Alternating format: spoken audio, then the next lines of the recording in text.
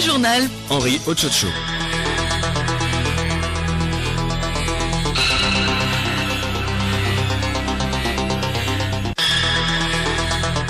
Mesdames, Messieurs, bonjour. Les titres de ce journal: le coronavirus à l'annonce de la multiplication des cas au Togo, estimé aujourd'hui à 16. La population s'est ruée dans les pharmacies pour trouver des masques, des gants et de l'alcool désinfectant. Du coup, les prix ont flambé en quelques jours. Des pratiques illégales qui créent des pénuries artificielles. Le gouvernement rappelle que des contrôles seront effectués par les inspecteurs du commerce et les agents de santé. Les forces de l'ordre seront déployées pour faire appliquer la loi. La Guinée a vécu hier dimanche un référendum et des législatives ternies par des violences qui ont fait des morts et des blessés. L'opposition qui a boycotté ces élections contestées par la communauté internationale entend faire barrage à un éventuel troisième mandat du président Alpha Condé. Et puis, environ 400 000 électeurs des régions anglophones du Cameroun étaient appelés également aux urnes hier dimanche pour des législatives partielles. 13 sièges de députés étaient en jeu sur 180 dans 11 circonscriptions du nord-ouest et du sud-ouest anglophones en proie à un conflit depuis plus de 3 ans.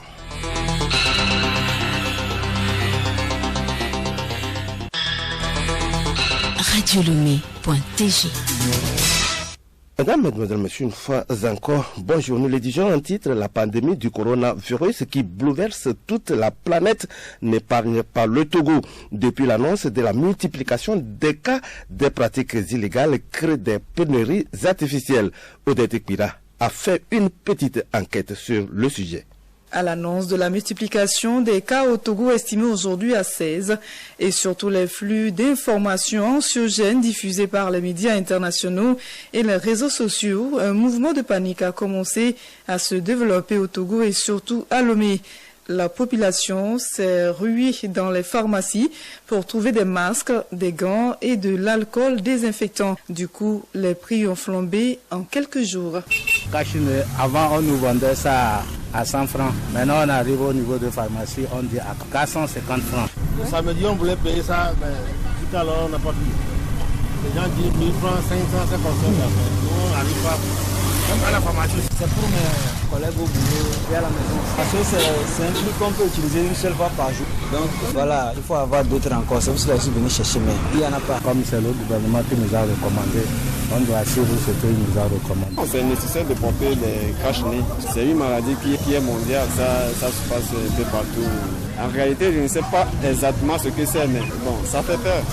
De temps en temps, les nouvelles qui circulent dans le monde entier, vraiment, ça fait peur. Donc nous devons tous prendre conscience et vraiment porter des cache-nez pour obéir ou bien suivre les conseils pour que la maladie ne nous attaque. Idem pour les produits de base comme le lait, le riz, la farine, les pâtes, le sucre, pour ne citer que cela. Des pratiques illégales, on le disait tantôt, qui créent des pénuries artificielles. Le gouvernement rappelle que des contrôles seront effectués par les inspecteurs du commerce et les agents de santé. Les forces de l'ordre seront déployées pour faire appliquer la loi. Le Togo ne manque de rien. Les approvisionnements continuent normalement et il n'y a aucune raison de constituer des stocks. Dimanche inhabituel au Togo, les églises et les temples étaient fermés pour cause de la menace que représente le coronavirus. À l'église Saint-Antoine de Padoue à Dapamé, par exemple, une personne sauf quelques fidèles qui priaient à l'extérieur du bâtiment. En rappel, la conférence des évêques du Togo a demandé aux croyants de respecter les mesures prises par le gouvernement et de se recueillir chez eux. Justement, à propos de cette pandémie, le chef de l'État, Faure Gnassingbé, sur son Twitter, a exhorté les Togolais à respecter scrupuleusement les mesures prises par le gouvernement. Nous restons fermement engagés à mobiliser tous nos moyens pour venir à bout de ce terrible mal, a insisté le chef de l'État. Pour une meilleure intervention des services de santé et une prise en charge optimale des victimes, a poursuivi le numéro 1 togolais. J'ai sollicité la disponibilité permanente du personnel médicale à qui je rends un hommage mérité pour l'engagement et le sens du sacrifice aux côtés de nos frères et sœurs malades.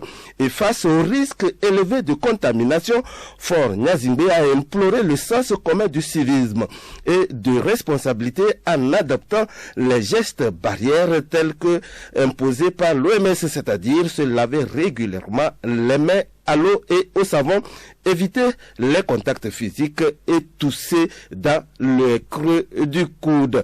Et puis au Kenya, alors que le pays n'a pas encore enregistré plus d'une dizaine de malades du Covid-19, plusieurs élus souhaitent que l'identité des Kenyans contrôlés positifs soit révélée pour faciliter le traçage des personnes entrées en contact avec les malades.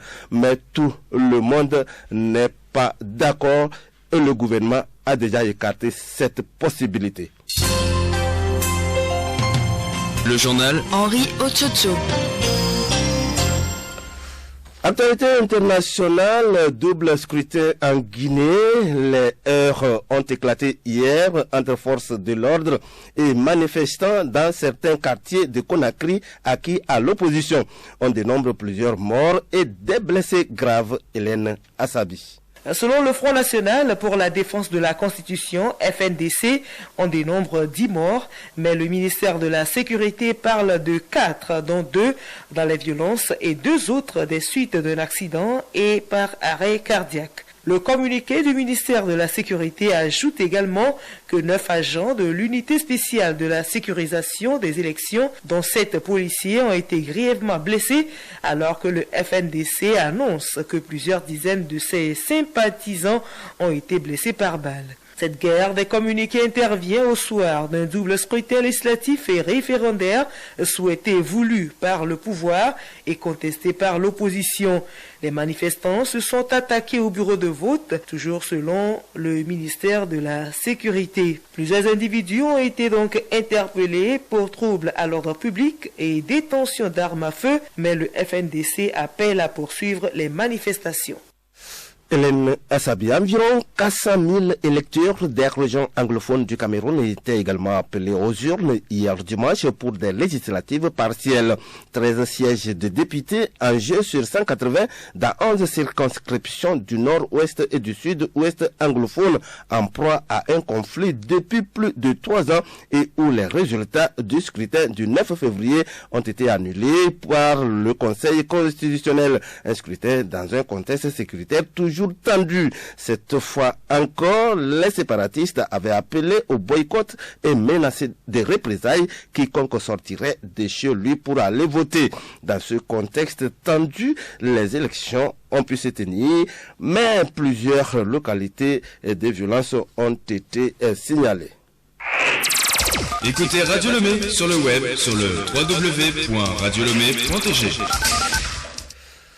En page magazine, le Togo dispose d'une loi portant organisation de la concurrence depuis 1999. L'objectif est d'instaurer un environnement favorable au secteur privé et de promouvoir l'équité dans les activités commerciales. Elena Sabi nous en parle dans la chronique juridique de ce lundi. La loi portant organisation de la concurrence, votée en 1999, vise l'amélioration du cadre réglementaire en vue de créer un environnement favorable au secteur privé et à l'équité dans l'exercice des activités commerciales. Son premier titre traite de la liberté des prix et des règles applicables en matière de concurrence.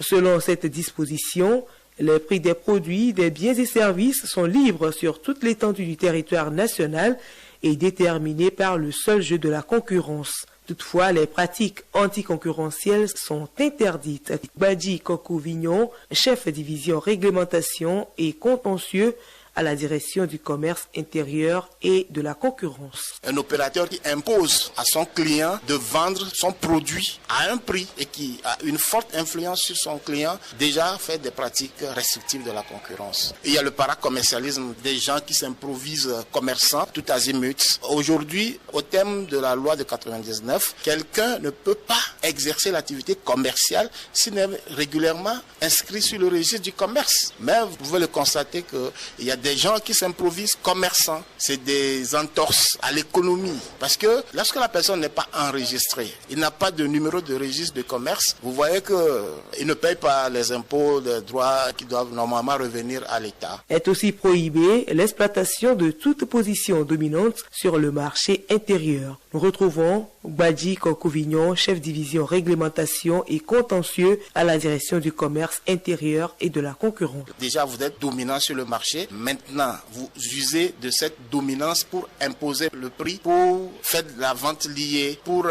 faire des dénigrements à l'endroit d'autres opérateurs ou bien des tromperies, la publicité mensongère. Dans le prochain numéro, nous allons aborder le second titre de la loi portant organisation de la concurrence au Togo qui porte sur les sanctions. Nous disons merci à vos fidèles auditeurs. Le rappel des titres avant de nous quitter.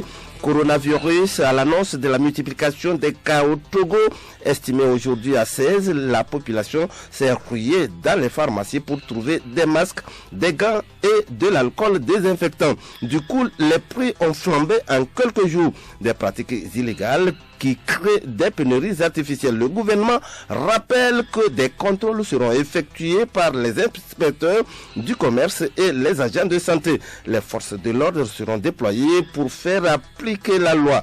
La Guinée a vécu hier dimanche un référendum et des législatives ternies par des violences qui ont fait des morts et des blessés.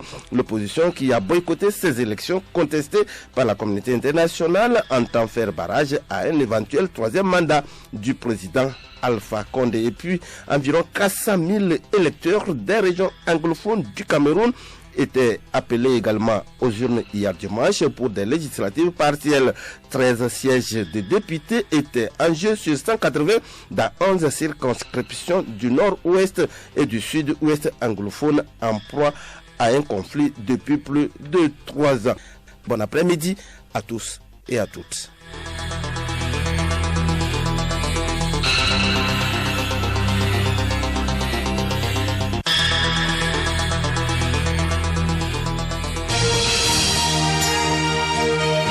Radio Lomé, boîte postale 434, email radiolomé@radiolomé.tg.